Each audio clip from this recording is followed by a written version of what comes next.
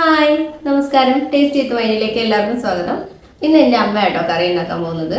അമ്മയുടെ ഒരു സ്പെഷ്യൽ കറിയാണ്, മുട്ടയും പാവയ്ക്കയും കൂടെ ചേർന്നിട്ടുള്ളൊരു കറിയാണ്. അപ്പോൾ ഇതെങ്ങനെയാണ് ഉണ്ടാക്കുന്നതെന്ന് നോക്കാം. ഇത് കറിക്ക് വേണ്ടിയിട്ട് ഞാൻ ഒരു പാവയ്ക്ക, അധികം മൂക്കാത്ത പാവയ്ക്കയാണ്, അതെടുത്തിട്ട് ഇതുപോലെ സ്ലൈസായി അരിഞ്ഞു വെച്ചിട്ടുണ്ട്. അതുപോലെ തന്നെ നമുക്ക് ഒരു വലിയുള്ളിയാണ് വേണ്ടത്, അതും വളരെ കനം കുറച്ച് അരിഞ്ഞു വെക്കുക. ചെറിയൊരു തക്കാളി എടുക്കണം, ഒരുപാട് തക്കാളി വേണ്ട, പുളി ഒഴിക്കുന്നതുകൊണ്ട് തന്നെ ഒരു ചെറിയ തക്കാളി എടുത്താൽ മതിയാവും. അതും ഇതുപോലെ അരിഞ്ഞു വെക്കുക. എന്നിട്ട് 3-4 വെളുത്തുള്ളി, 2 പച്ചമുളക്. ഇനി നമുക്ക് ഒരു മുറി തേങ്ങ വേണം. അപ്പോൾ ഒരു മുറി തേങ്ങ ചിരണ്ടിയതും അതിനകത്തോട്ട് 1 ടീസ്പൂണ് ജീരകം, നല്ല ജീരകം കൂടെ ഇട്ടിട്ട് നന്നായിട്ടൊന്ന് അരച്ചെടുത്തിട്ട് വരാം. ഇതുപോലെ നന്നായി അരയണം.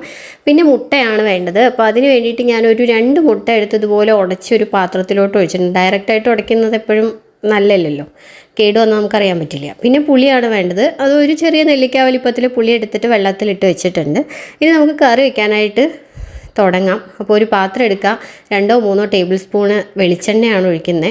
അപ്പം അമ്മയാണല്ലോ ഉണ്ടാക്കണം, അപ്പോൾ അമ്മ എല്ലാം കൂടെ ഒരുമിച്ച് അങ്ങ് ഇടുകയാണ് കേട്ടോ. ആദ്യം തന്നെ സവോള ഇട്ടു. സവോള ചെറുതായിട്ടൊന്ന് വന്നില്ല എന്നുള്ളൊരു സ്റ്റേജിലെത്തുമ്പോഴത്തേക്കും അമ്മ നമ്മുടെ പാവയ്ക്കയും അതുപോലെ വെളുത്തുള്ളിയും പച്ചമുളകും എല്ലാം കൂടി ഇട്ടിട്ട് നന്നായിട്ടൊന്ന് വഴറ്റി.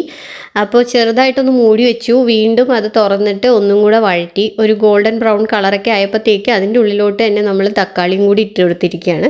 എന്നിട്ട് ഇതെല്ലാം കൂടെ ഒന്നുകൂടെ നന്നായിട്ട് വഴറ്റി. അപ്പോൾ ഈ തക്കാളിയൊക്കെ നന്നായിട്ട് ഉടഞ്ഞു വരണം എന്നാണ് പറയണത്. തക്കാളി ഇതിൻ്റെ കൂടെ തന്നെ ഇങ്ങനെ കിടന്ന് വഴന്ന് വരണം അത്രേ. അത് കഴിഞ്ഞപ്പോൾ 1 ടേബിൾ സ്പൂൺ മല്ലിപ്പൊടി, 1 ടേബിൾ സ്പൂൺ മുളക് പൊടി, എരിവുള്ള മുളക് പൊടിയാണ്, 1/4 ടീസ്പൂണ് മഞ്ഞൾപ്പൊടിയും കൂടി ഇട്ടിട്ട് ഈ പാവയ്ക്കയുടെ കൂടെ തന്നെ ഇതങ്ങ് വഴറ്റി. എന്നിട്ട് വഴറ്റി ഒരു ചെറുതായിട്ട് ആ പൊടിയുടെ മണമൊക്കെ ഒന്ന് മാറി വന്നപ്പോഴത്തേക്കും ചൂടുവെള്ളമാണ് അതിനകത്തോട്ട് ഒഴിച്ചു കൊടുത്തത്. എന്നിട്ട് ആവശ്യത്തിനുള്ള ഉപ്പും കൂടി പുള്ളിക്കാരി വാരി ഇട്ടിട്ടുണ്ട്.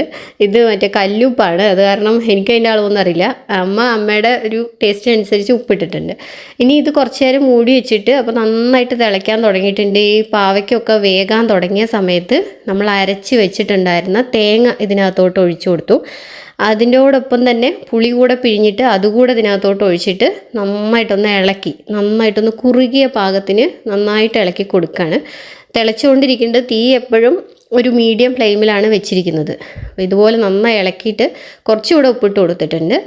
ഉപ്പ് ഒക്കെ പിടിച്ച് വരുമ്പോഴത്തേക്കും നമ്മൾ എടുത്തു വെച്ചിട്ടുണ്ടായിരുന്ന മുട്ട 2 ഇതിനകത്തോട്ട് പൊട്ടിച്ചൊഴിച്ചു.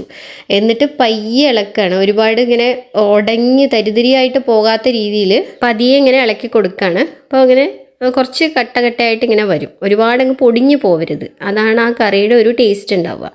അപ്പോൾ ഇതുപോലെയാണ് പയ്യെ ഇളക്കുന്നത്. ആ ഉണ്ണിയൊന്നും അധികം അങ്ങോട്ട് ഉടഞ്ഞു പോവരുതേ, അതുപോലെയാണ് ഇളക്കി കൊടുക്കുന്നത്.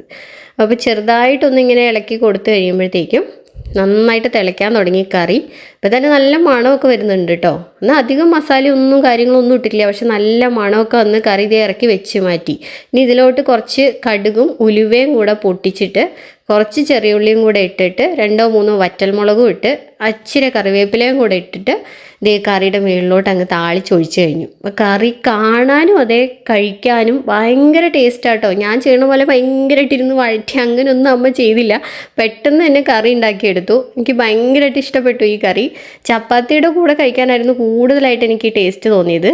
പിന്നെ ചോറിൻ്റെ കൂടെ ആണെങ്കിൽ അത്യാവശ്യം ഇച്ചിരി കുഴച്ച് കഴിക്കുമ്പോൾ നല്ല ടേസ്റ്റ് ഉണ്ട്. അപ്പോൾ എന്തായാലും ചെയ്ത് നോക്കാം കേട്ടോ. വീഡിയോ ഇഷ്ടപ്പെട്ടിട്ടുണ്ടെങ്കിൽ ഷെയർ ചെയ്യുക, കമൻറ്റ് ചെയ്യുക. അടുത്ത വീഡിയോയിൽ നമുക്ക് വീണ്ടും കാണാം. ബൈ.